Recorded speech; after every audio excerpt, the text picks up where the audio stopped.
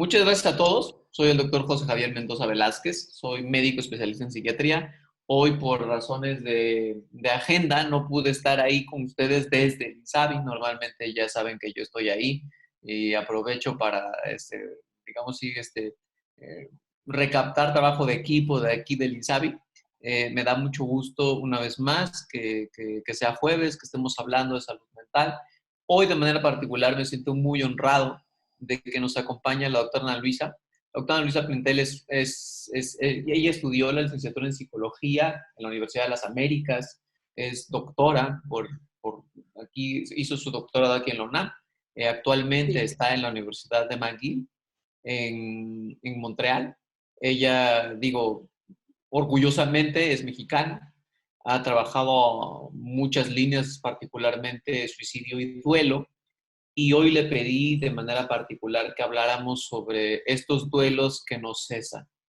Justo como le comentaba ahorita, cuando la guerra está llena de bombardeos, los bombardeos son el problema. Ahorita que hay menos bombardeos, probablemente nos empecemos a dar cuenta de los duelos, ¿no? Ahora que muchos estamos volviendo, ya saben que el 1 de mayo ya estamos volviendo a trabajar, algunos estamos viendo la posibilidad de volver a clases, creo que va a ser un momento de volver a hablar de duelo y qué mejor que la doctora nos presente un poco de esta información, de lo que ella conoce. Agradezco mucho que hayas aceptado. Sí. Eh, y pues bueno, sin más, te dejo aquí para que podamos presentar este tema. Muchas gracias. A ti, muchísimas gracias por la invitación. Voy a comenzar a compartir mi pantalla. Muy bien. Ahí todos, ¿lo ven? Sí. Vale. Perfecto, muchísimas gracias. Bueno, pues precisamente hoy quiero hablarles de los duelos complicados, los duelos múltiples y cómo vamos a abordarlos. Primero, pues vamos a ver cuál es el panorama actual de COVID-19 en México. Esto según la Universidad Johns Hopkins.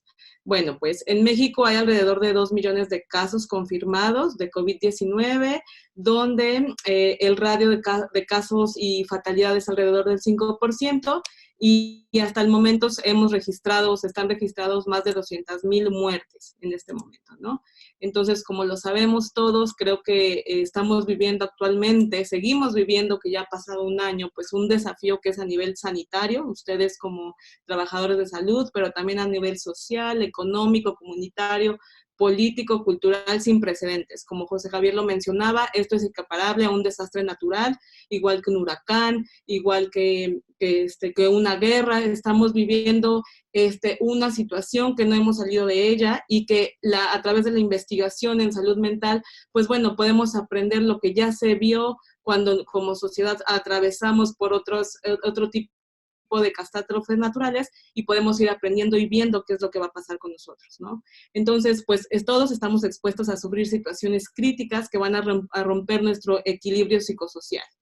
Ahorita es altamente probable que todos los que estamos aquí conectados, hayamos ya atravesado por una pérdida asociada a la situación de COVID-19.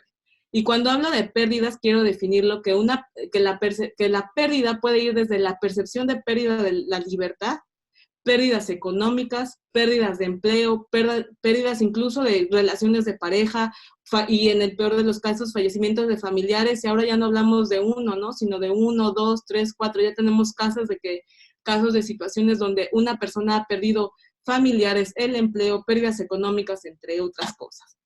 Bueno, a las pérdidas, cuando un ser humano atraviesa una pérdida, es natural y es normal y es esperado que el ser humano atraviese por respuestas que son psicológicas, conductuales, que son muy particulares y que además son esperadas, y estas emociones pues van a ir acompañadas de un proceso de duelo.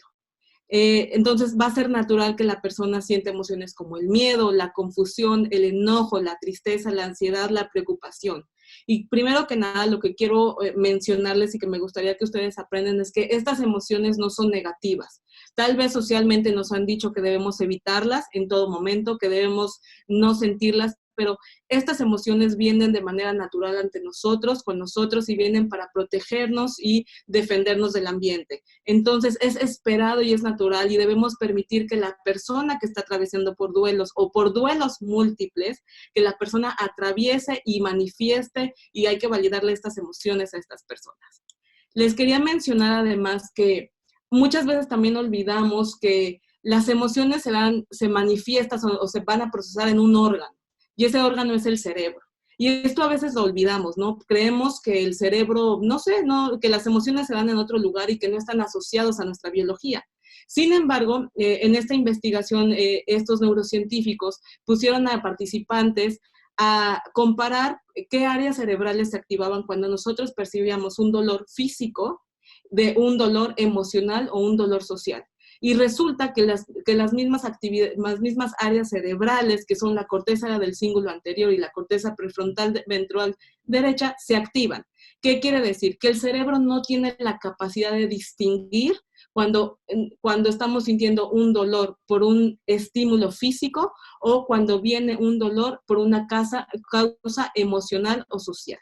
Es por esto que es muy común que a veces nosotros encontremos o que ante una pérdida, ustedes como médicos o los psicólogos de repente se empiecen a llenar o se empiezan a llenar de consultantes que están atravesando con manifestaciones físicas como dolor de cabeza, dolor de estómago, entre otras cosas, y que ustedes han descartado ya una serie que sus condiciones biológicas del individuo son normales, pero sin embargo la persona está somatizando. Y esto tiene que ver porque los núcleos cerebrales son los mismos que van a regular o que van a decirle al humano que algo está pasando, ¿no? Entonces, pues hay que recordar esto, que es natural, que es biológico y no lo podemos separar de las emociones del cerebro, ¿no? Entonces, el proceso del duelo es un proceso por lo que una persona debe pasar. Y cuando digo debe, es porque independientemente de las características de las personas, todos vamos a tener una manera de enfrentar una pérdida. Y esto se va a complicar, se puede llegar a complicar cuando tenemos más de una pérdida, ¿ok? Entonces, primero voy a hablar de lo que es el proceso de un duelo, digamos, normal o esperado, y después voy a hablar y mencionar sobre el proceso del duelo más complicados, y voy a dar técnicas de abordaje, ¿ok? Ahora, ¿de qué depende que una persona desarrolle un duelo complicado o atraviesa un duelo normal? Bueno, pues las emociones, la duración y la resolución del mismo va a depender de factores propios de la persona, de los factores ambientales y de factores psicosociales e incluso hasta culturales. Nosotros como latinos tenemos mayor riesgo de pasar por duelos complicados porque somos seres altamente sociales. Nuestra cultura es altamente social, nos gusta estar acompañados y es muy probable que la mayoría de nosotros o algunos de nosotros hayamos perdido a familiares o a muchos familiares en aislamiento sin que hayamos tenido la oportunidad de despedirnos de ellos. Esto puede hacer que se complique un poquito más el proceso natural del duelo, ¿ok? Entonces, y también es muy importante mencionar que aunque es un proceso esperado, el duelo, pues es un proceso que puede ser doloroso e incapacitante. Y aquí a mí me gusta hacer una analogía, ¿no? Una analogía cuando una persona tiene una fractura. Vamos a suponer que tiene una fractura de una pierna. Bueno, pues en el momento de la fractura de la pierna, pues es doloroso, es incapacitante, es posible que por algunos días esa persona no pueda caminar, incluso algunos meses.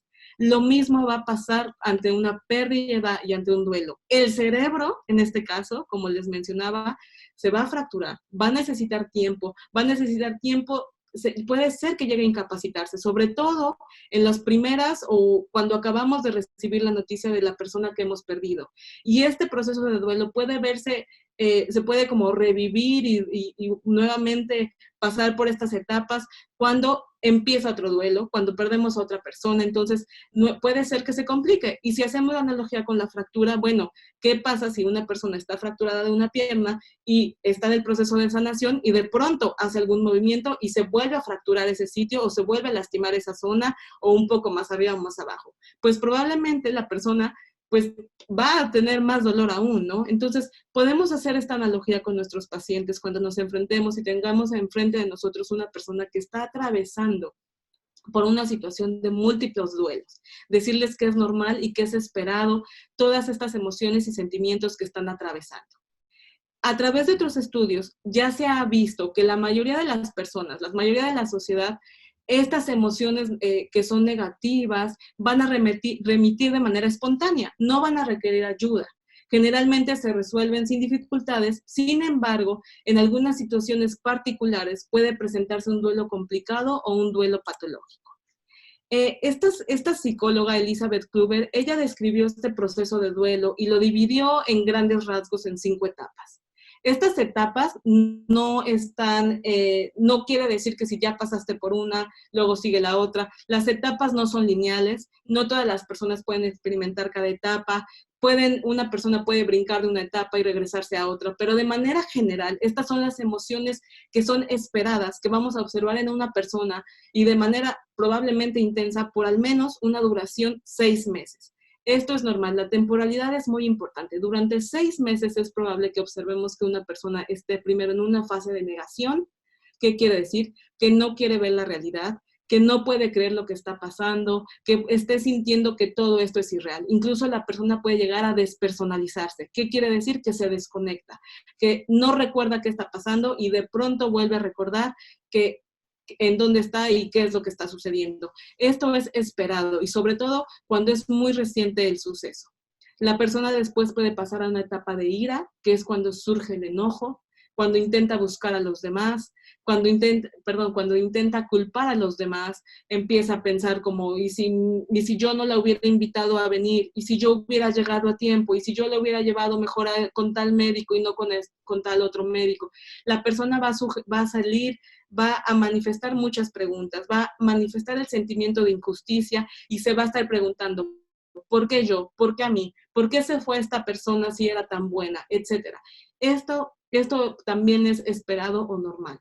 Después puedes pasar a una etapa de negociación. Esta etapa de negociación la observamos más en aquellos pacientes que tienen un familiar enfermo con una enfermedad terminal, ¿no? De pronto los familiares empiezan a negociar con algún ser superior de que, por favor, si tú curas a mi paciente, yo te prometo que desde ahora en adelante voy a ir a dejarte flores a la iglesia todos los domingos. Empiezan como a hacer esta transacción de que las cosas sean como antes a cambio de, ¿ok? Esto se observa mucho en los pacientes terminales. Después podemos ver una etapa de depresión, que es cuando la emoción de la pérdida se vuelve más consciente, hay más sensación de tristeza, la persona puede ser que tenga a aislarse o rechazarse de estar con otros, siente incertidumbre, siente miedo. Ahora, ¿qué pasa? Cuando estamos con los duelos complicados, puede ser que la persona esté elaborando este proceso de duelo, que es natural, normal, en este periodo de 6 meses, pero resulta que va pasando, va solucionando, va remitiendo estas emociones, está aceptando la situación y de pronto pierde otro familiar. Bueno, es probable que nuevamente la persona reviva todas estas etapas, reviva todas estas emociones, ¿no?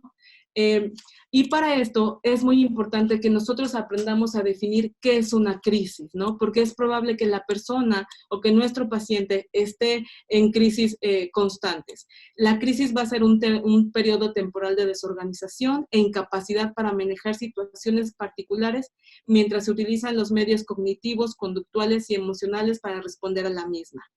Una crisis va a depender de 3 cosas. Que una persona la resuelva, va a depender de 3 cosas. La primera, la gravedad del suceso que viva la persona. Esta gravedad la va a definir esa persona. ¿Qué quiere decir? ¿A quién perdió? ¿Qué tan grave fue como lo perdió, no? ¿A quién perdón? No es lo mismo que una señora de 40 años pierda a lo mejor a sus abuelos, que a lo mejor si es dolorosa la pérdida, bueno, es esperado que los adultos mayores partan primero que, por ejemplo, su hijo. Entonces, tenemos que ver la gravedad del suceso, número 1. Número 2, también debemos observar cuáles son los recursos personales que tiene esa persona. ¿Qué quiere decir? Cuenta con apoyo financiero, cuenta con cuáles son sus características de personalidad. Es una persona resiliente o a lo mejor es una persona que tiene ya una salud mental en riesgo de antemano, etcétera. Y también hay que ver cuáles son sus redes de apoyo y su contacto social.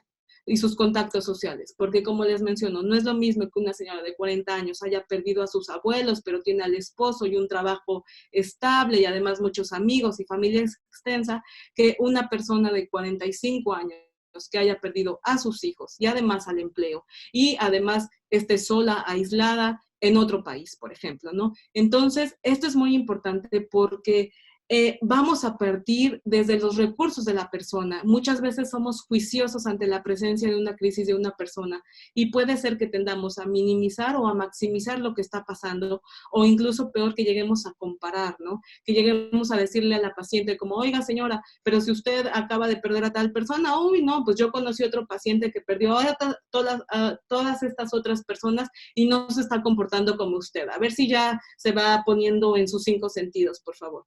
Entonces, no, tenemos que aceptar y tenemos que partir desde los recursos, la gravedad del suceso y las redes de apoyo de esa persona, ¿no?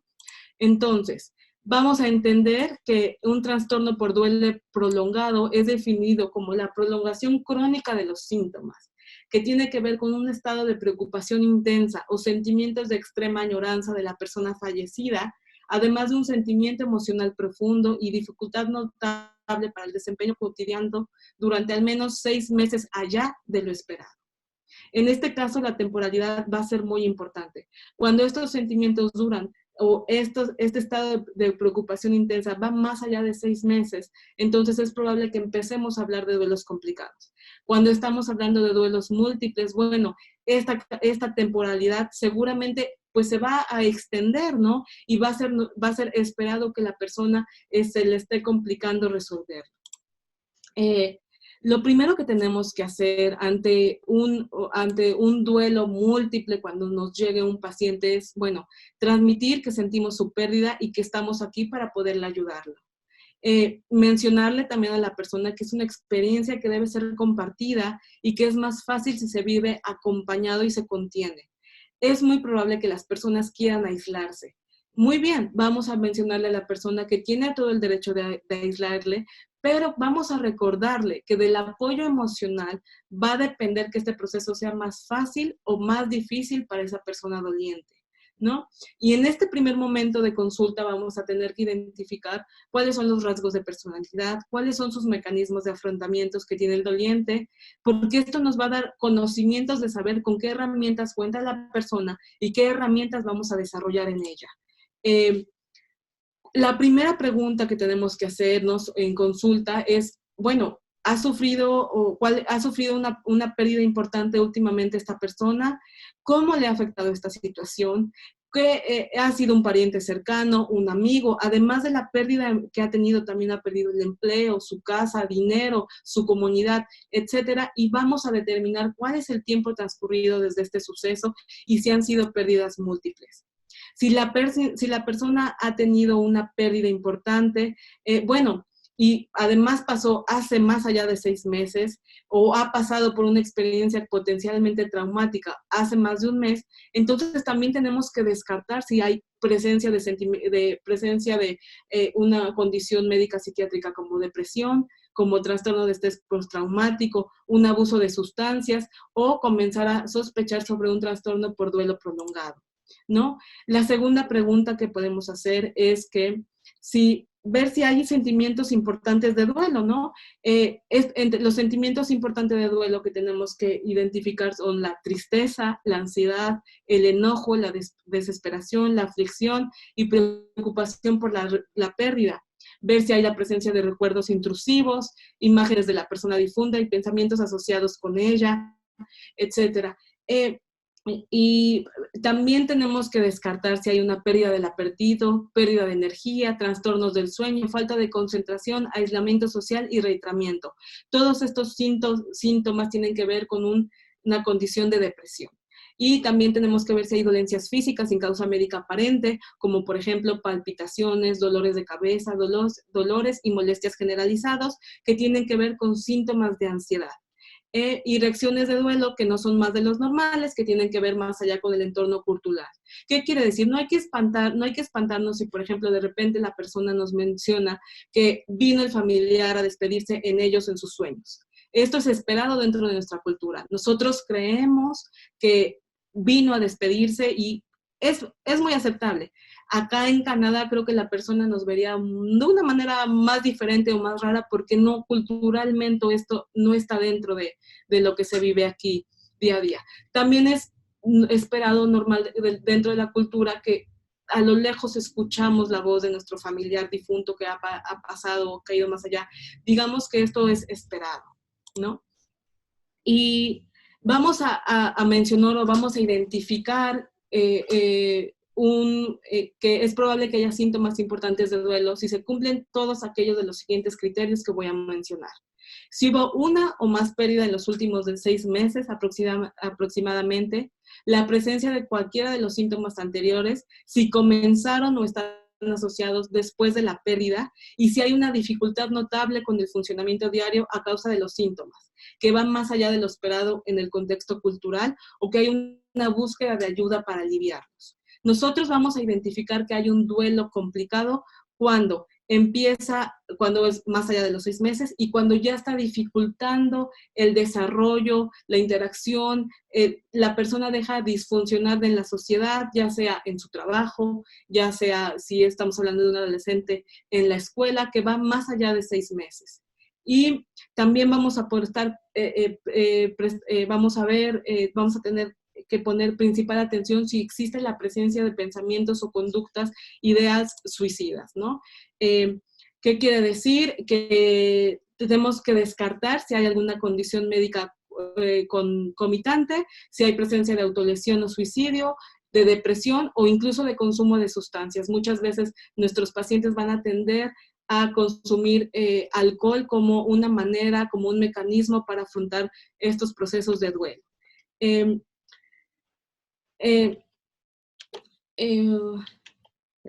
¿Cómo vamos a manejarlo? Bueno, el duelo aquí es muy importante. No es recomendado que se receten medicamentos para tratar los síntomas del duelo. Nuevamente, me gusta comparar el duelo y ahora los múltiples duelos como una fractura. Si nosotros tenemos una fractura en un hueso, pues por mucho que demos medicamentos, no vamos a acelerar el proceso de sanación o el proceso de que otra vez se unifique esta fractura, ¿no? Lo mismo va a pasar con el duelo. Si nosotros medicamos, lo que vamos a estar haciendo realmente va a ser bloquear este proceso natural del duelo, caminar, este proceso que tiene que pasar esta persona. Lo que sí podemos hacer es brindar el apoyo psicosocial básico, estar para ellos y escuchar atentamente sus necesidades. Si la persona no desea conversar, bueno, entonces no obligarla a conversar, pero mencionarle que estamos ahí para ellas, para cuando ellos decidan hablar. Hay que preguntarle acerca de sus necesidades e inquietudes, ayudarles a ocupar de sus necesidades básicas, a obtener acceso a los servicios y contactarse con sus familiares y otras fuentes de apoyo.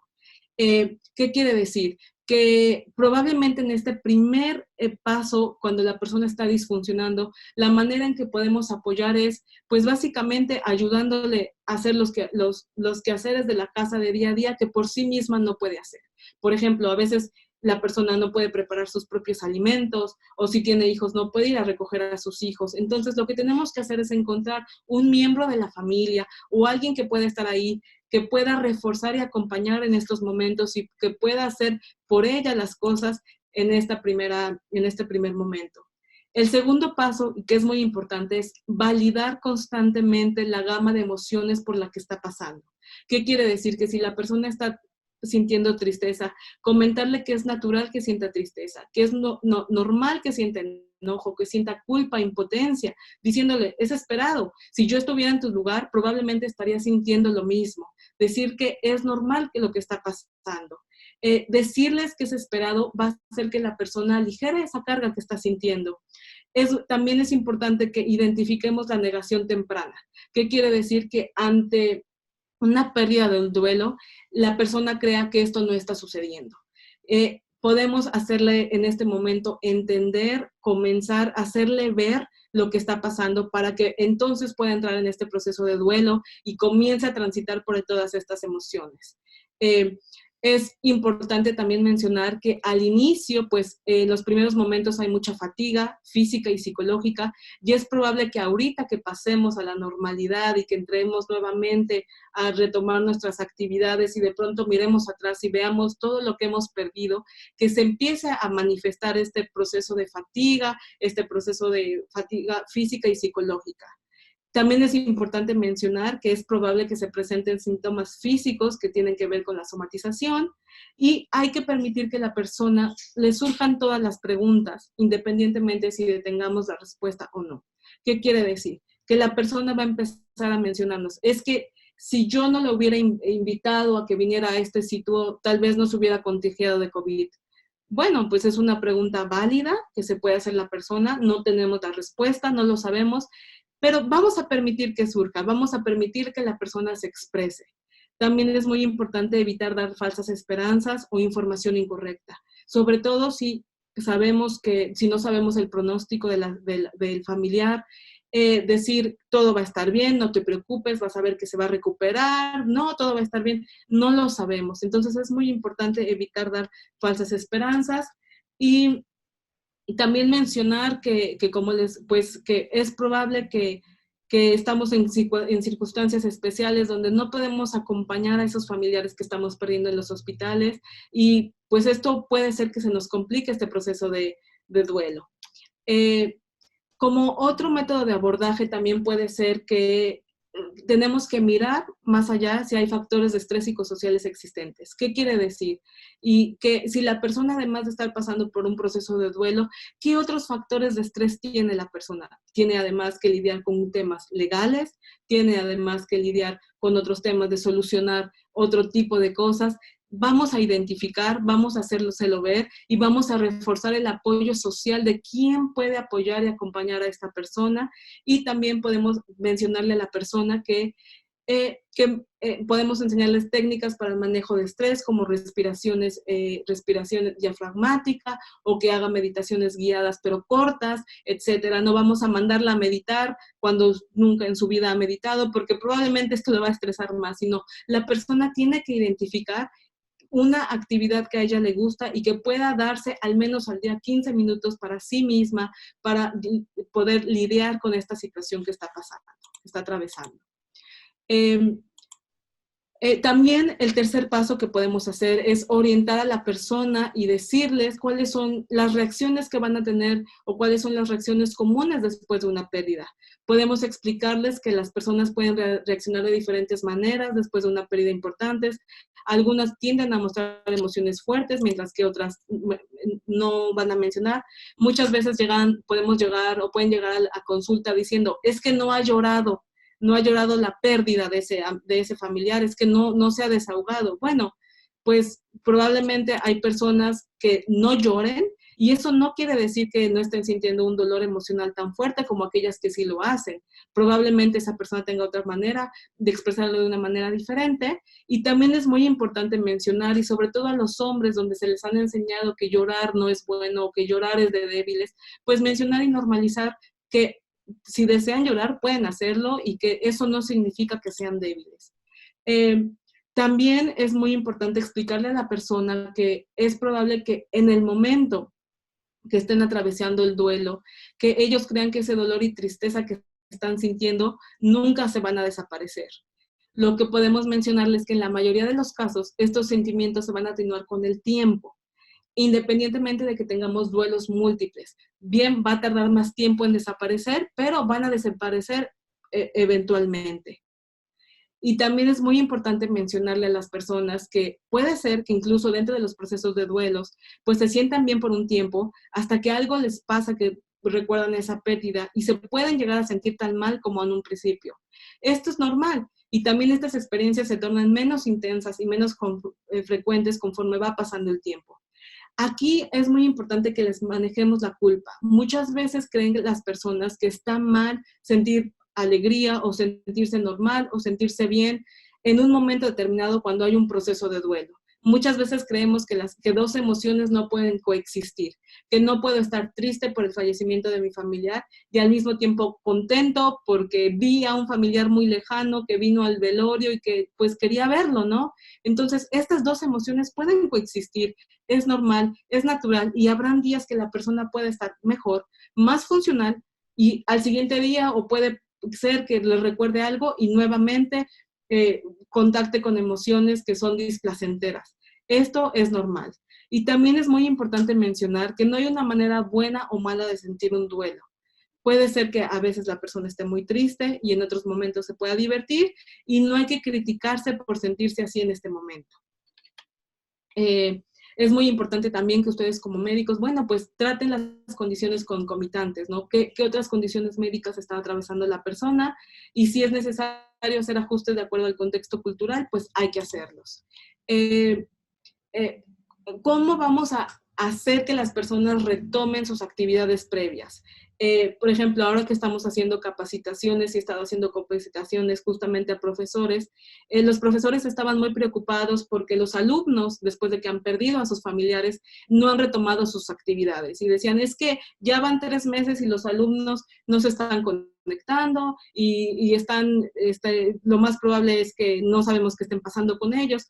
Bueno, pues si el alumno acaba de perder a papá o a mamá al mismo tiempo, yo creo que va a ser muy difícil que el alumno pueda retomar sus actividades de una manera tan pronta. Vamos a permitir que la persona retome sus actividades conforme vaya integrando el duelo.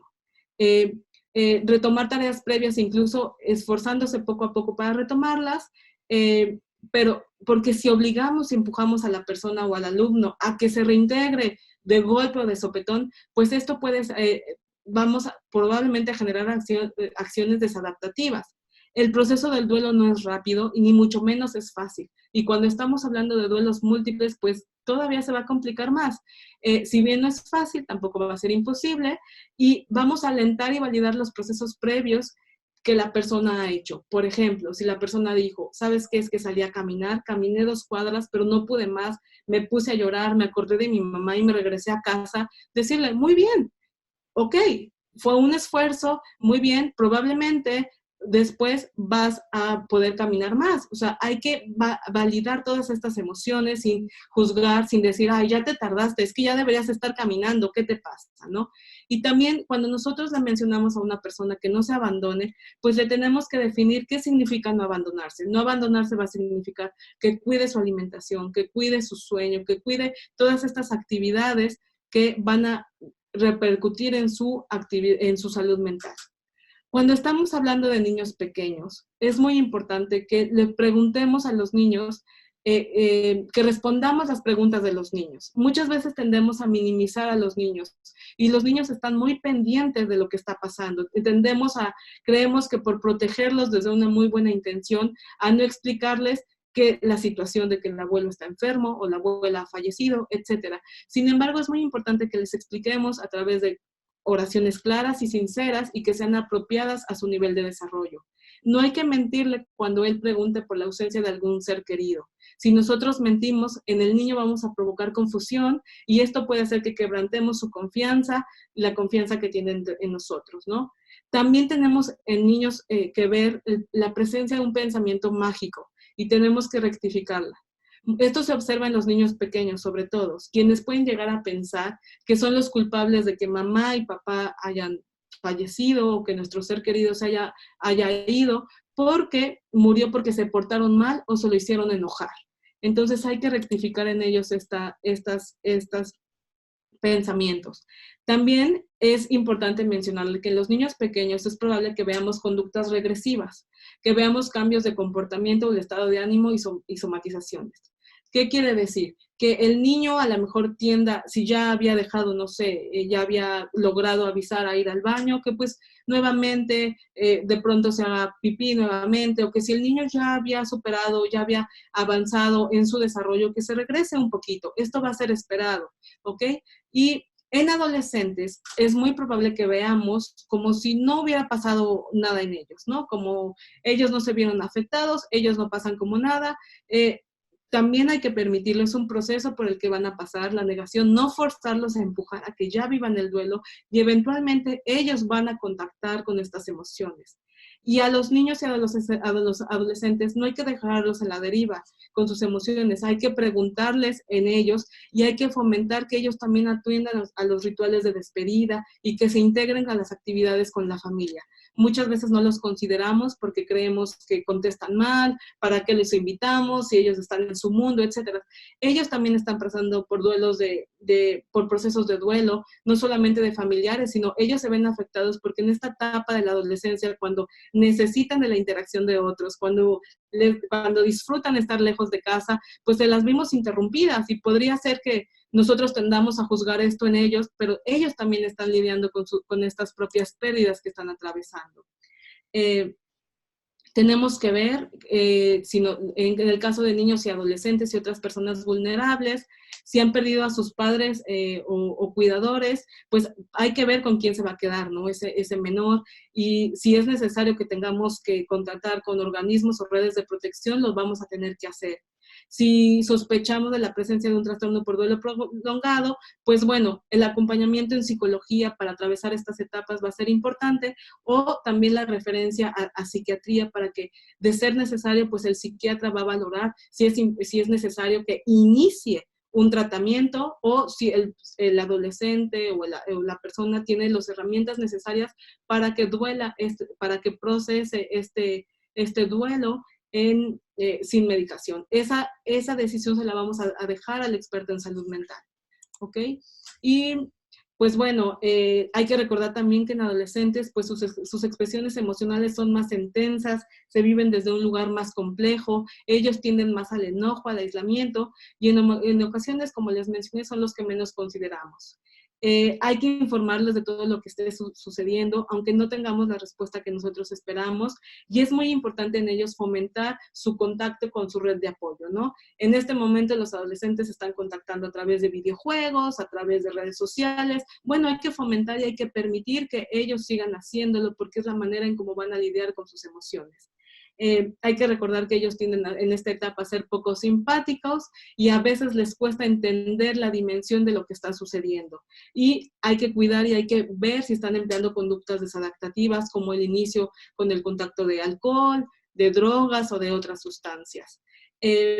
De manera general, en todas las personas, cuando estamos atravesando por duelos y duelos complicados, vamos a cuidar las esferas del cuidado físico, cuidado emocional y cuidado psicológico.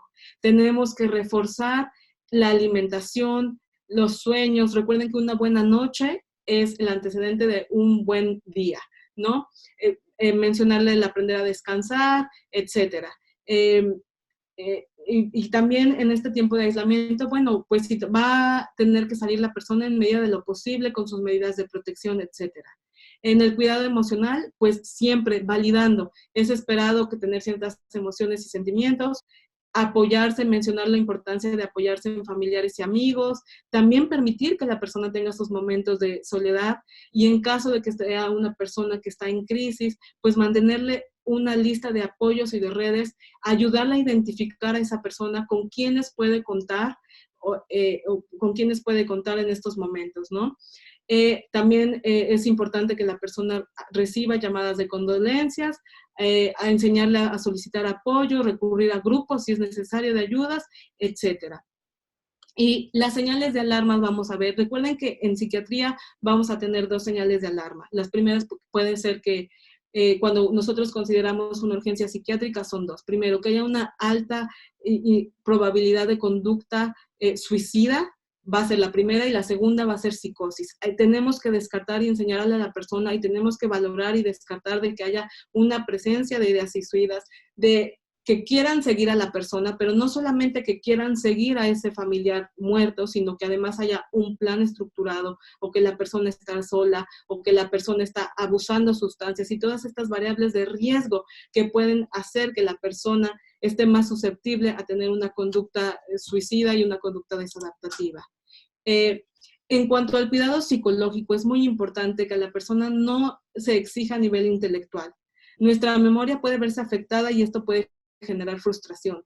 Hay que evitar el exceso de información, tanto del pasado, inmediato, presente y futuro, y a la persona le vamos a poner objetivos a corto plazo, no tomar decisiones permanentes con emociones temporales. Muchas veces las personas pueden estar pasando por un intenso enojo, una intensa tristeza, y tiene que tomar una decisión de qué hacer con las pertenencias del fallecido, ¿no? No es recomendable que le indiquemos o que indiquemos que se deshagan de manera inmediata de ellas, ¿no? Entonces hay que dejar que la persona viva este duelo. Creo que lo más importante en esto es que entendamos que hay que validar todas estas emociones y que hay que identificar que si la persona está disfuncionando, entonces referirla al servicio de psiquiatría, y el servicio de psicología, bueno, va a acompañar a que esta persona transite por estas emociones. Algunas de las frases que no funcionan y que pueden venir desde lugares muy bien intencionados, pero que realmente van a incluso alterar o bloquear el proceso del duelo, es mencionarle a la persona, ya no estés triste, como si el estar triste fuera algo de voluntad, o el decirle las cosas pasan por algo, o tienes que ser fuerte por tus hijos.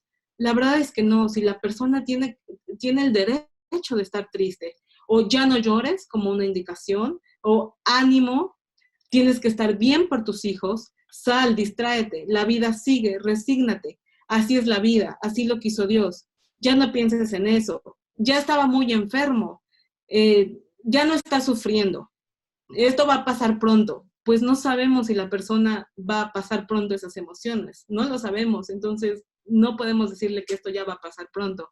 Aún eres muy joven, tú puedes, la vida sigue. Estando triste solamente te lastimas y no lo dejas descansar, ¿no? Como si ahora le estamos dando una carga post-mortem al familiar. O el échale ganas. Créanme, cuando una persona está pasando por un duelo y un duelo complicado, pues no tiene que ver con la falta de ganas, de no echarle ganas. Y cuando nosotros le queremos decir a esa persona, échale ganas, entonces le tenemos que definir qué significa echarle ganas. Échale ganas comiendo bien, échale ganas durmiendo bien, échale ganas tomando tus medicamentos, si es que está bajo medicamentos, etcétera. Tenemos que definírselo, ¿vale? Y ¿qué sí decirle a las personas? Bueno, lo que sí podemos decirles es que en estos momentos no hay palabras suficientes o no encuentro las palabras para poder aliviar lo que sientes, pero debes saber que cuentas conmigo o con la red de apoyo y estamos para lo que necesites. Si puedo ayudarte en estos momentos con algo, dime, y si puedo, lo haré. En el proceso del duelo, y duelos complicados, se necesita el acompañamiento. Muchas veces nos gana la ansiedad de querer hacer más, ¿no? Y muchas veces el acompañar a la persona a veces en silencio, el acompañar a las personas en sus actividades, el saber que la persona tiene una red de apoyo sólida, va a ayudar, y estamos haciendo ya lo suficiente. Y eso va a ayudar a que la persona atraviese por estos procesos, ¿no? Otras frases que sí podemos decir en lugar del no llores, podemos validar las emociones diciendo, lamento que te sientas así, estoy contigo, está bien si lloras, estás pasando por mucho, déjalo salir, llorar ayuda, lo que sientes es válido, yo en tu lugar también lloraría, no me alejaré, aquí estoy, saldremos de esto juntos y eres una persona importante para mí, ¿vale? Y otras recomendaciones que se pueden dar en estos duelos es que existe un efecto negativo que no se pueden realizar los rituales de despedida, ¿no? Entonces, los rituales de despedida son muy importantes y más en nuestra cultura, porque son actos simbólicos que van a permitir que el doliente procese un evento psicológico en la realidad. En esto se van a expresar emociones, generan reparación, estabilidad y acompañamiento. Hay que fomentar en nuestros familiares que se hagan estos rituales, que se hagan en medida como nos dicen las directrices de salud, con distanciamiento, mascarilla, lavado de manos, etc. Pero hay que hacer conscientes en las personas que es importante que se hagan estos rituales. Si no se pueden hacer de manera presencial, bueno, que se hagan de manera virtual. Otra cosa que sirven para estos duelos complicados que se ha observado son las técnicas narrativas. Las técnicas narrativas son de suma importancia porque es cuando la persona expresa lo que está viviendo. Como por ejemplo, que escriba, que dibuje, que prepare un video con las fotografías de ese familiar que ha perdido, que prepare un álbum. Por ejemplo, una técnica narrativa que pueda servir es que haga una carta a la persona fallecida, expresándole cómo se siente con lo que ha pasado y también fomentando que escriba recuerdos y no solamente sus emociones. También en estos duelos complicados, los libros de autoayuda pueden ser útiles, como por ejemplo El Camino de las Lágrimas de Jorge Bucay y otros libros de autoayuda de duelo que puede ir a una librería y decir qué libro me recomienda o qué libros hay en las secciones de duelo, y estos pueden ser útiles para que se refuerce estos sentimientos y pueda atravesar este duelo. También les podemos recomendar a los pacientes que hagan un espacio en casa donde puedan realizar un pequeño altar, donde recolecten fotografías y videos para crear un pequeño álbum. No debemos presionar a nadie a hacer los rituales. Si la persona en esos momentos no quiere vivirlos, no quiere hacerlos, vamos a permitir que no los haga. Y siempre recordándole a la persona que el acompañamiento va a ser más fácil que atraviese que atraviese estas emociones. Decirle, bueno, ahora quieres estar sola, te voy a dar este espacio de soledad, pero recuerda que acompañado se transita mejor esta etapa, aquí estoy para ti. Vamos a darle este espacio a la persona. Y algo que también se recomienda es compartir en redes sociales pues estas pérdidas que estamos teniendo, ¿no? Porque de esta manera vamos a recibir condolencias virtuales y nos va a dar una sensación de acompañamiento y de recibir apoyo de estos amigos que probablemente no conocemos, pero que el hecho de leerlos nos va a ayudar. ¿Qué hacer en el caso de adultos mayores? El caso de adultos mayores hay que recordar que ellos, pues bueno, son más vulnerables y ellos tienen mayor conciencia de muerte que los adolescentes y que los adultos. También hay que entender que es probable que los adultos mayores pierdan a sus compañeros de vida, ¿no? Y es probable que ellos estén altamente preocupados y pues bueno, hay que considerarlos. Ellos también van a atravesar por este proceso de duelos y hay que también considerarlo y fomentar que la familia esté ahí presente, fomentar la red de apoyo en ellos. Y también hay que considerarlos, lo que se está viendo mucho en ellos es que la familia está tomando decisiones por ellos. Hay que considerar a los adultos mayores en si ellos quieren asistir o no, independientemente de la pandemia. Nosotros sabemos que ellos son más vulnerables, pero si ellos quieren asistir, vamos a permitir con sus medidas de prevención, con su mascarilla, con su gel, etcétera. Pero vamos a permitir, y hay que fomentar que ellos tengan voz y voto en estas actividades que se van a hacer. Y también hay que fomentar que la familia siga las directrices de aislamiento y de medidas de seguridad, porque resulta que los familiares salen, van, vienen, etcétera, y los adultos los tienen encerrados. Y esto no va a ayudar en su salud mental y esto no va a ayudar en sus procesos de duelos. Entonces hay que permitir que el adulto mayor tenga voz y voto en las actividades de día a día. Hay que proporcionar en ellos la satisfacción de comunicarse, hay que impulsarlos a que realicen actividades físicas, favorecer la realización de tareas, aclarar sus dudas, etcétera, etcétera.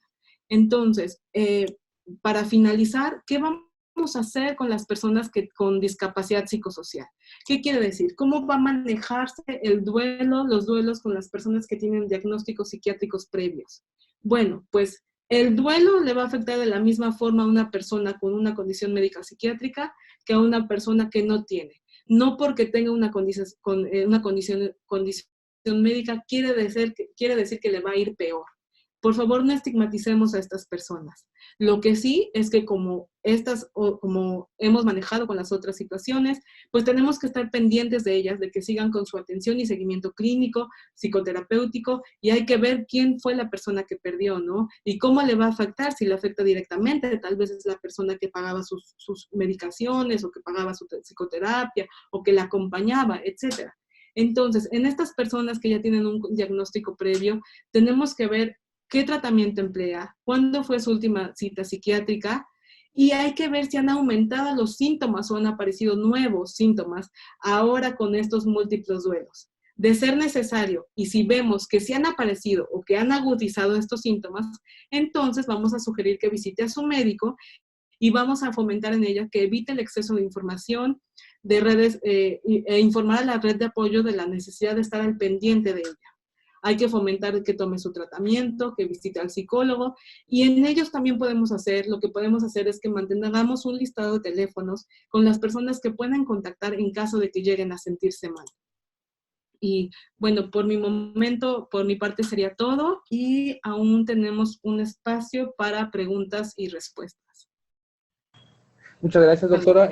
Le recordamos a los participantes que es una sesión a micrófono abierto, por lo que si ustedes quieren hacer alguna pregunta o algún comentario a la doctora, lo pueden hacer desde el chat o levantando su mano desde su plataforma y nosotros les activaremos su micrófono.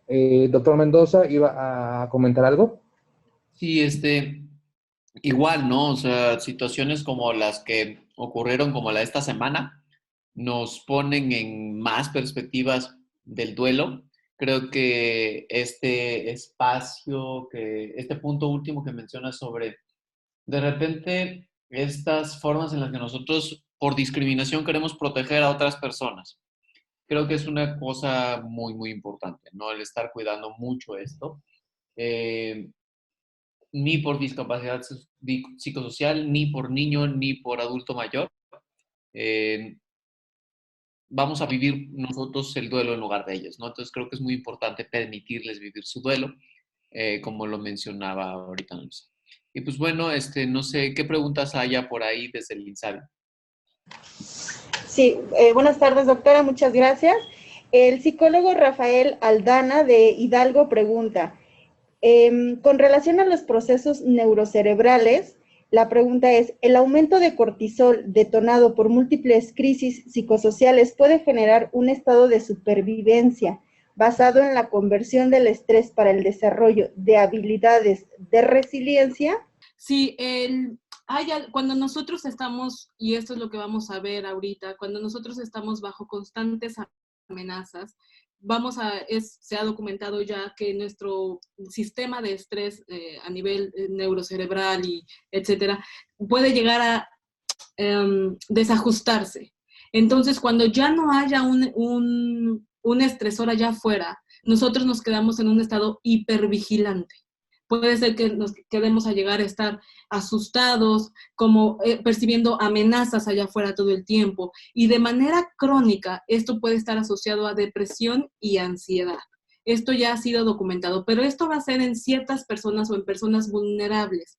Las personas, la mayoría de nosotros, o estadísticamente, probablemente vamos a poder regresar, digamos, a una normalidad, pero aquellos que son susceptibles, que no tienen, incluso ya llegamos a hablar de genes de resiliencia, cuando no hay estas capacidades resilientes, es probable que este eje hipotálamo pituitario adrenal quede desequilibrado, y entonces ahí, pues los psicólogos tenemos que trabajar de la mano del psiquiatra, porque el psiquiatra va a ser quien va a regresar los niveles de cortisol y va a hacer a través de medicamentos, reparar nuevamente este sistema.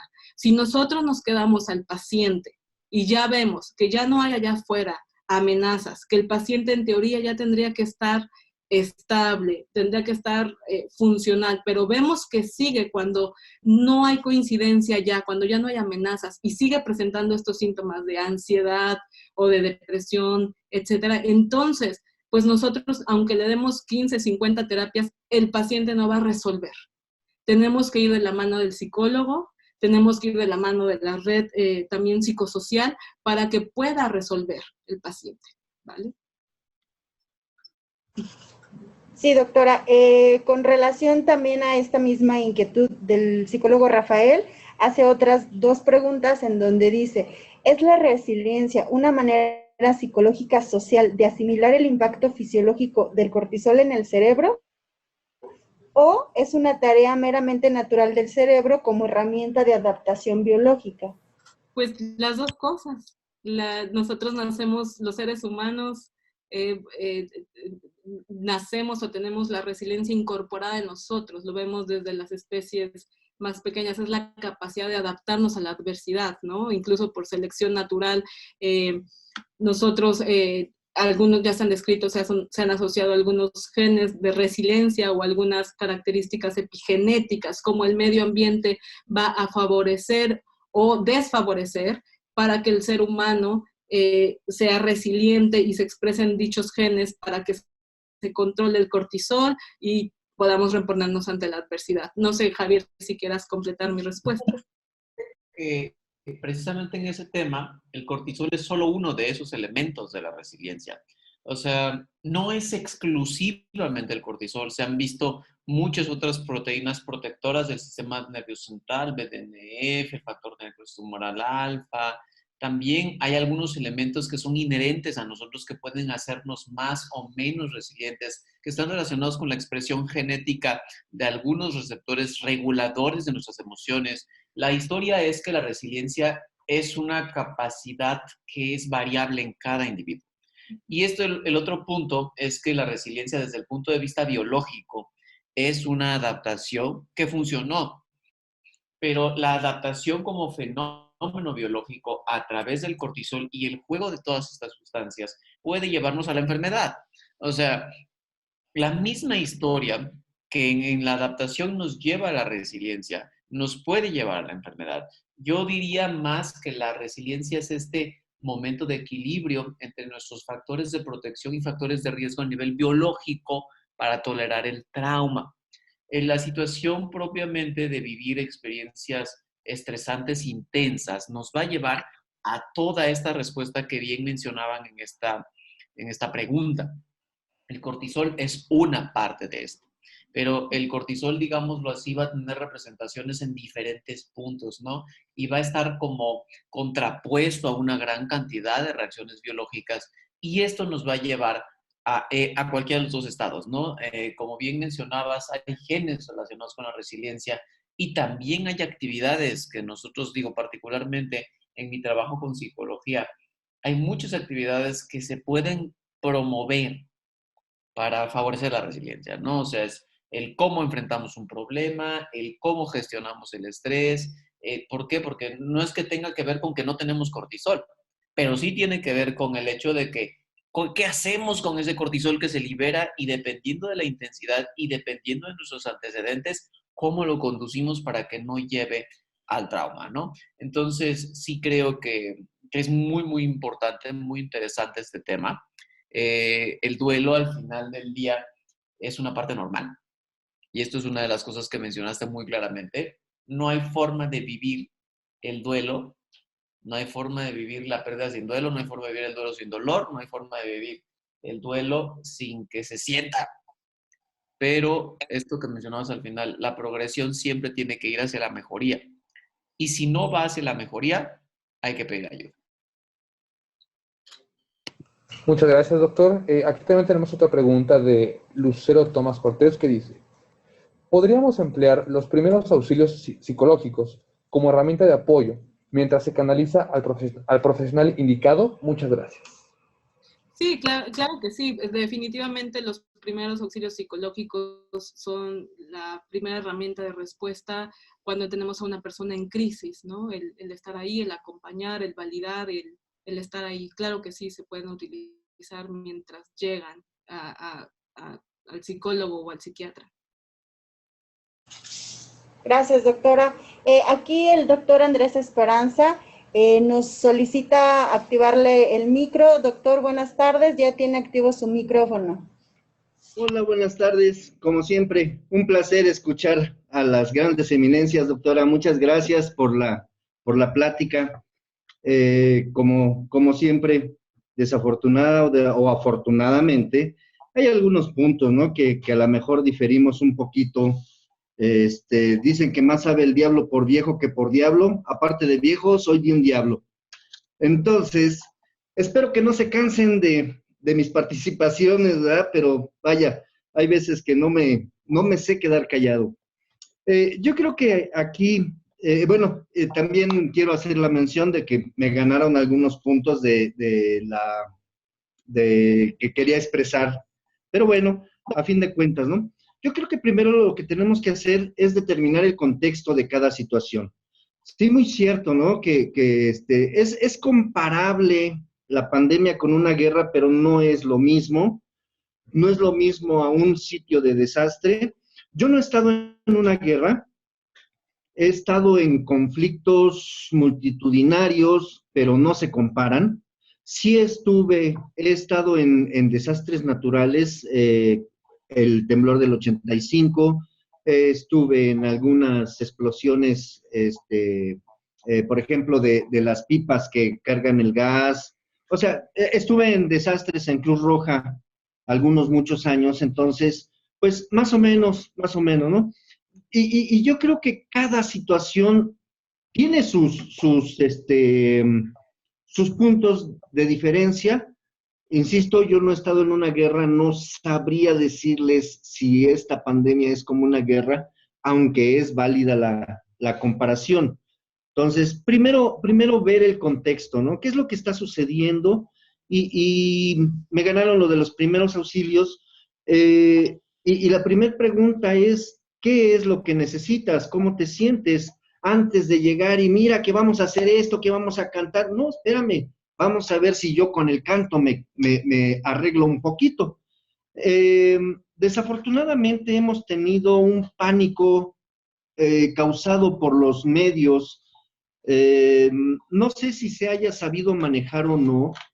Ya lo habían comentado en algunas otras pláticas, en donde desafortunadamente tenemos una mala información, no se ha sabido controlar o no se ha sabido reencauzar a los medios para poder evitar esas crisis de pánico, porque también hay crisis de pánico, en el que, por ejemplo, como les he platicado, ¿no? Que nosotros hemos disminuido, como no tienen la idea, la consulta, porque tienen miedo de que les vamos a hacer daño nosotros mismos. Entonces, esto es precisamente por causa de las redes sociales, por se me fue ahorita el nombre del juego de voz en voz, en el que se van chismeando malos datos, ¿no? Entonces, vaya, yo creo que eso es lo que tendríamos que aprender a manejar los medios para poder dar una información más precisa. El otro punto era, pues tenemos que determinar, lo comentó ya el doctor, sin embargo, yo lo manejaba como una adaptación al trauma. La persona, el paciente, el familiar, para poder saber cuáles van a ser las acciones que voy a tomar en ese momento. Entonces, insisto, primero yo creo que tenemos que determinar el contexto, tenemos que ver en qué etapa de duelo se encuentra el paciente para poderle orientar más que hacerle la adaptación. Lo que tenemos que hacer es orientarle en la adaptación del trauma. Ya lo había mencionado en alguna plática anterior. Desafortunadamente, en cuanto a la muerte, nos cambiaron la ideología que teníamos en épocas prehispánicas, donde veíamos de manera más natural la muerte. Ya fuera por una guerra, ya fuera por una epidemia, ya fuera por accidentes, pero se tomaba de manera más natural la muerte, en parte a la conquista religiosa que trajeron los españoles. Yo creo que fue donde aprendimos a sufrir la muerte, a sufrir con las creencias de un Dios, ¿no? Cosa que es algo que no... Y les diré que soy católico, apostólico, romano y remono, además. Entonces, con todo y eso, es algo que todavía nos cuesta trabajo adaptarnos a un Dios misericordioso más que a un Dios castigador. Muchas veces es que Dios lo permitió. No, no lo permitió Dios. Lo permitimos nosotros y Dios nos dio libre albedrío. Entonces, a veces, el también conocer la religión de cada individuo nos va a ayudar también a poder orientar mejor en lo que llega alguien que sepa más que yo. Muchas gracias. A usted, gracias por su intervención y sí, como lo menciona, hay que partir desde desde el paciente, hay que aprender, como mencionamos, a identificar en qué etapa está, qué es lo que necesita, partir la crisis Si siempre realmente lo desde ello. necesita. Perdón, si realmente lo necesita, porque hay veces que no lo necesita, ¿eh? Disculpe la interrupción. Sí, claro que sí. Muchas gracias. Sí, yo creo que lo que es muy importante, a lo que no estamos acostumbrados, Doc, es a evaluar la necesidad del otro, porque siempre queremos Ujú. curar las necesidades nuestras, como médicos más. Y creo que en este proceso de dolor tenemos que escuchar, y esto es una de las cosas que es más difícil para nosotros doctores, escuchar. Si de repente tú no logras identificar la necesidad, probablemente no es que no haya una necesidad, es que no logré identificarla. Y yo creo que en este punto la versión más sencilla es, oye, ¿qué necesitas? O sea, porque hemos visto casos de algunos personajes que estaban expresando sus dolencias por experiencias traumáticas y la gente les quería ofrecer trabajo y ayuda en salud mental, ¿no? Y las circunstancias son, bueno, ¿qué necesitas? A veces, como habíamos visto, ¿no? En el duelo, en algunas situaciones, necesitan cosas muy sencillas hasta que entienden qué están pasando, ¿no? Y para esto nos toma mucho tiempo. Insisto, ¿no? El duelo es una cuestión humana que mientras más conscientes seamos de aquello que sentimos, más conscientes seremos de cuando lo perdamos. Entonces, mientras más sencillo sea para nosotros, pues digámoslo así, querer, más difícil va a dejar va a ser dejar de hacerlo, ¿no? Entonces, creo que otra de las cosas que usted bien menciona, y que ahí, aunque con cuidado, tenemos que ir hacia la espiritualidad de la persona. La espiritualidad es universal y no es necesariamente una religión. Pero sí es cierto que si simplemente sabes que hoy estás viviendo una experiencia y mañana la experiencia puede ser distinta, o sea, hay un futuro mejor o hay algo más allá de este momento, la vida se ve de una manera distinta a creer que esto es lo único que me está pasando. Muchas gracias, doctor. Muchas gracias, doctora. Gracias también al doctor Esperanza. Aquí también tenemos otra pregunta del doctor Cervantes que dice, en niños que tienen pérdida de un familiar cercano y se encuentran con duelo, los médicos de primer nivel, ¿a dónde lo podemos referir? Saludos y muchas gracias. Bueno, yo creo que eso, igual les volvemos a pasar los datos sobre las estrategias de duelo que se están manejando a nivel nacional. Hay un directorio, ¿no?, que nos puede ayudar para los médicos de primer nivel. Y si no, la instancia de salud mental más cercana, ya en algún momento les había comentado, ¿no? Hay que tener un pequeñito directorio para estar pendientes de esas cosas. Gracias, doctor.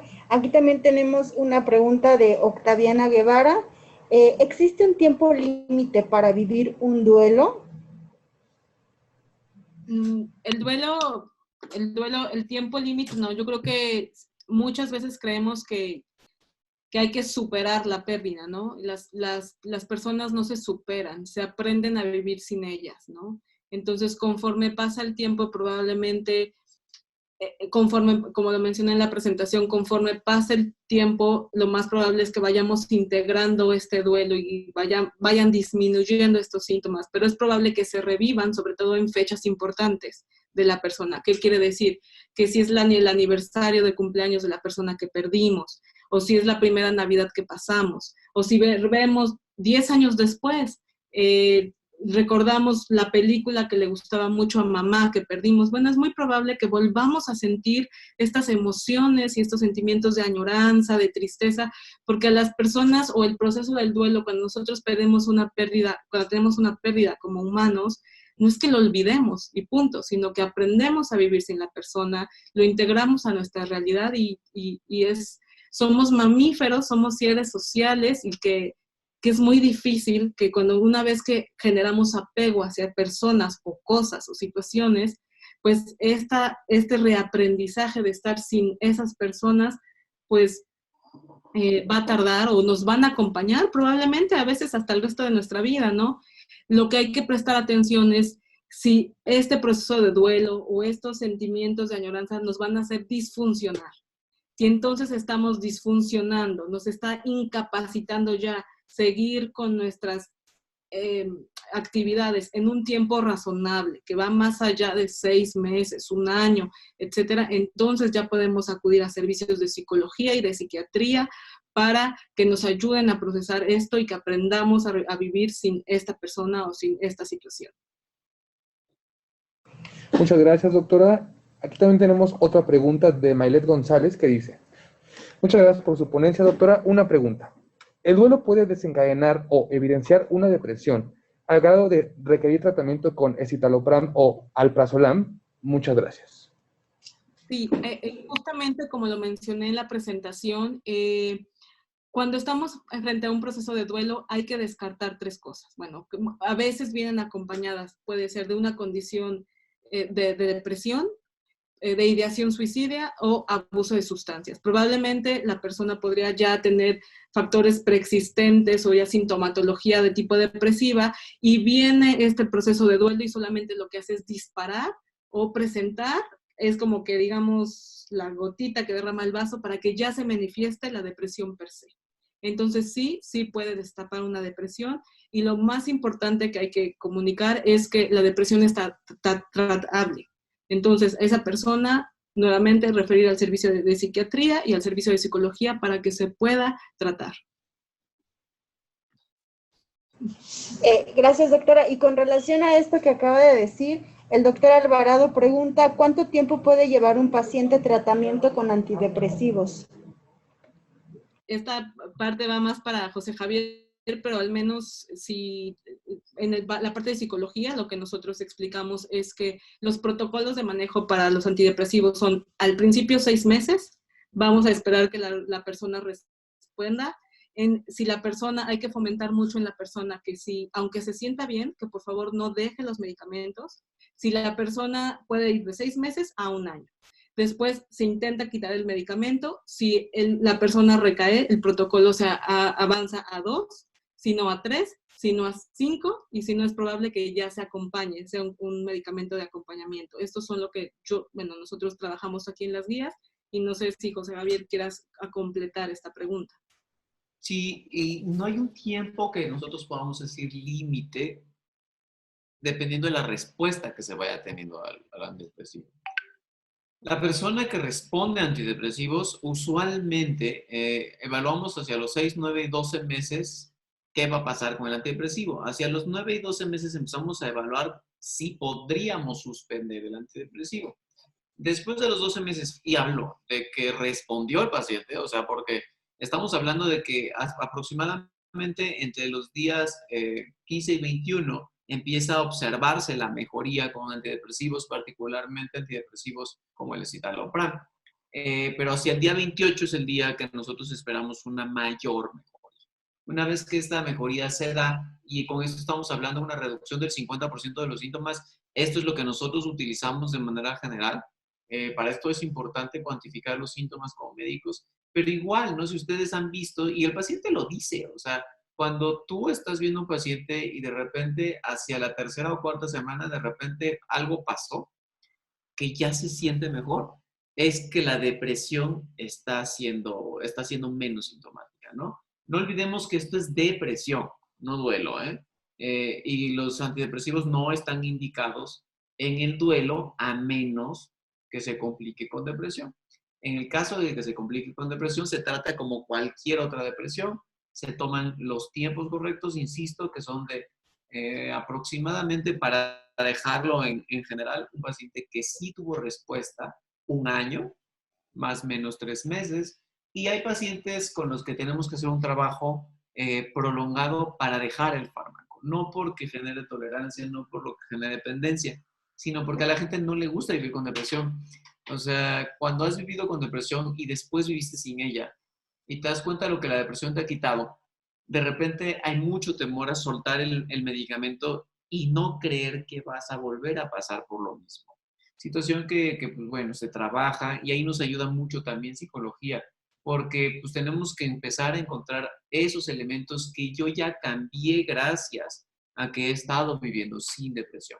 Entonces, creo que por esto rescato mucho el trabajo conjunto Las depresiones usualmente no se resuelven solo con un medicamento, sino con un cambio en el panorama, con un cambio en las perspectivas, con muchas cosas, como digo, los procesos terapéuticos bien establecidos pueden ayudar a que la depresión no sea resistente, pero sí creo que cuando tenemos por alguna razón que trabajar solo de un lado, lo que importa es que estemos ahí, que estemos capaces de escuchar, que tengamos la oportunidad de ayudar a que el paciente poco a poco vaya reconstruyendo los momentos que implica vivir sin depresión. Y en específicamente con el duelo es lo mismo, pero más rápido. Como lo mencionaste, es importante, es cómo aprender a vivir con esta pérdida, ¿no? Es volver a aprender. O sea, yo había aprendido a vivir de una manera, ahora tengo que aprender a vivir de otra. Y esto ha sido un elemento muy complicado en la pandemia. Y a eso es a lo que se refieren aquellos que comparan la pandemia con la guerra. Porque por supuesto que yo tampoco nunca he vivido una guerra y espero nunca vivirla, la verdad. Ya con la pandemia ya tuve bastante. Esa es la recurrencia de duelos. O sea, es que a la recurrencia de fenómenos de adaptación.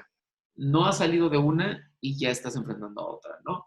Y esta historia puede que no signifique que hayas perdido mucha gente, pero desde el principio hemos tenido que adaptarnos una tras otra en este proceso, ¿no? Y pues ya saben ustedes, o sea, empezamos pensando que esto nos iba a durar 3 meses y ahorita llevamos prácticamente 3 meses después del primer año y aquí seguimos.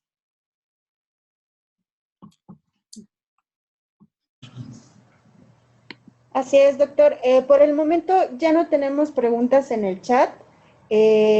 Doctora Ana Luisa, no sé si le gustaría comentar algo para la sesión y cerrar con algún comentario.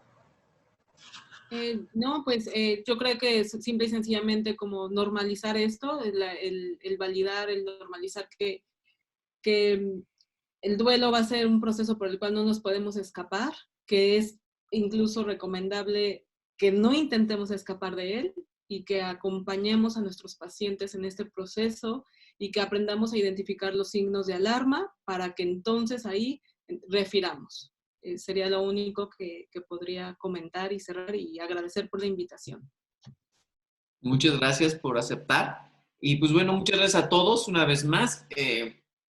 Este proceso de capacitación continua que hemos ido desarrollando a lo largo de todo este año y medio ha ido avanzando y pues bueno, agradezco que sigan teniendo interés, seguimos teniendo participaciones bastante amplias. Agradezco a Ana Luisa que haya aceptado participar con nosotros y no sé, creo que hay una mano levantada por ahí.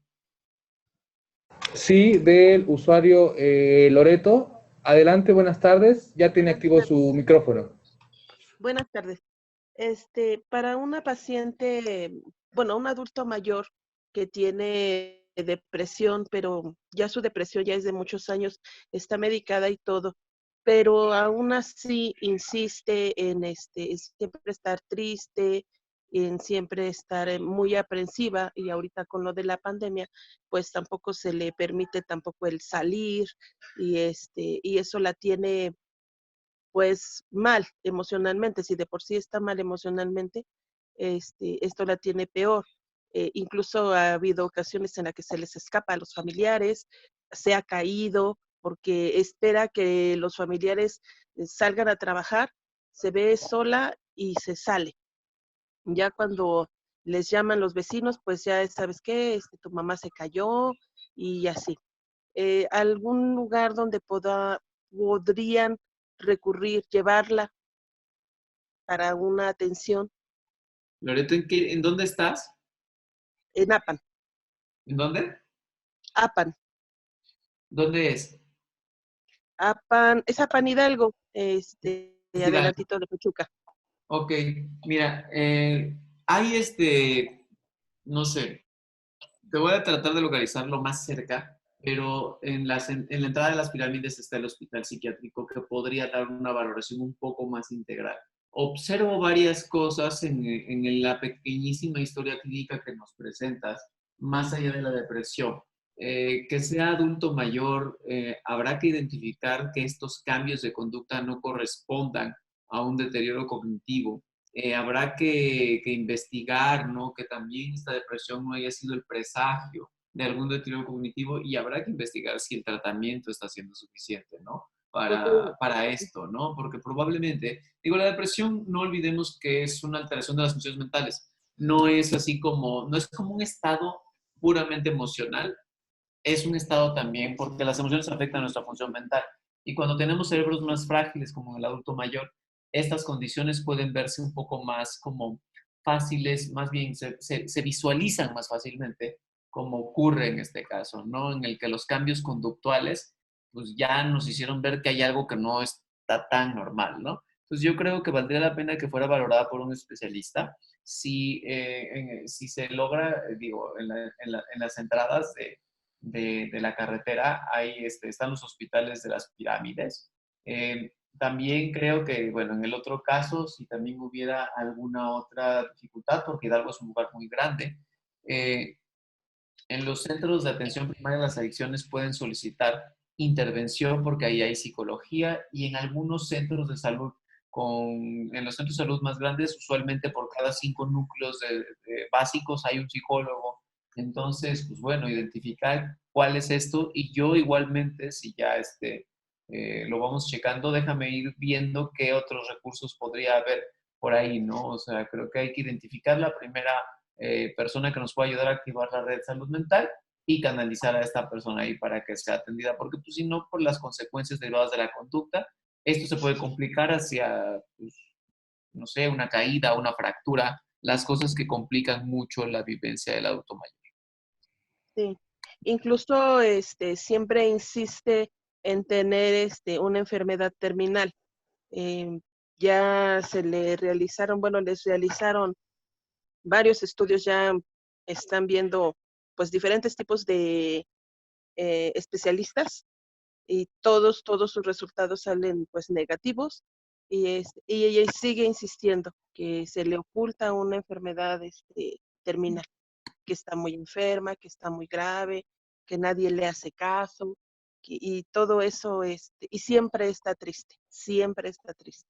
Yo E creo que incluso como esto que mencionábamos, hay que validar que está triste, no importa la razón por la que está triste, no importa que yo no lo entienda, no importa que yo no tenga el resultado de laboratorio, no importa que la placa salió normal, ella está triste, o sea, o muere de angustia, o tiene mucha ansiedad, o está sintiendo dolor, o no puede dormir. Y sí, eso no es una situación que necesite estudios para verse. Hay algo que está pasando ahí que no es normal y eso es lo que tenemos que atender, ¿no? Y en el proceso de atender a veces a los médicos nos cuesta mucho trabajo cuando no logramos identificar ese punto, ¿no? O dice, pues no tienes nada, ¿no? Y para el paciente no tener nada significa la desvalidación, significa es no te creo. Y lo que tiene que ver, o sea, no puedo ver nada de que, o sea, que esté mal, pero definitivamente estoy validando que te sientes mal. O sea, entiendo que te sientes mal, vamos a trabajar en que te sientas mejor a través de ciertas cosas. A mí me funciona mucho hablar mucho con los pacientes sobre qué tan importante o qué tanto agrava los síntomas el vivir con ansiedad y el tratar de devolverles algunos elementos para disminuir su ansiedad. O sea, y a veces en adultos mayores los elementos son muy conductuales, ¿no? O sea, es como te vas a levantar, vas a hacer esto, o sea, organizar todo el día, tener un cuidador, vigilar, o sea, y a veces el cuidador puede ser de la misma familia, nada más lo entrenamos bien para que sepa exactamente qué tiene que hacer. Y esto nos ayuda a devolver un poco de continuidad a la vía de pensamiento de las personas en las que pues una persona adulta mayor que ha sido excluida de su medio, como mencionaste al principio, es muy común que empiece a generar también estas como, pues digámoslo así, no fantasías de muerte, ¿no? Pero me preocupa un poquito esta sensación del temor constante y como mencionábamos antes, ¿no? La percepción de esta ansiedad que no se controla, ¿no? Entonces sí, sí creo que vale mucho la pena que se valide a la persona, que se le den herramientas para poder identificar los síntomas que sí puede entender. O sea, no voy a negar que estás enfermo, pero también tienes esto.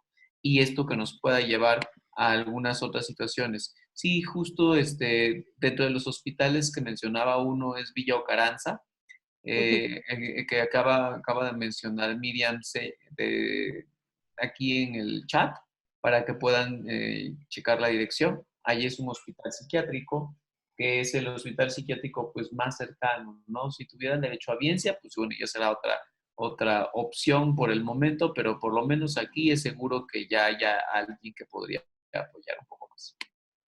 Muchas gracias. También queremos comentarle a la doctora Ana Luisa que hubo bastantes comentarios, agradecimientos y pues comentarios que fue una excelente ponencia, un tema muy bueno. De hecho, siempre lo hemos visto en todas las sesiones de salud mental que el tema de duelo es algo que inquieta mucho y hay bastantes preguntas. Muchas gracias, doctora.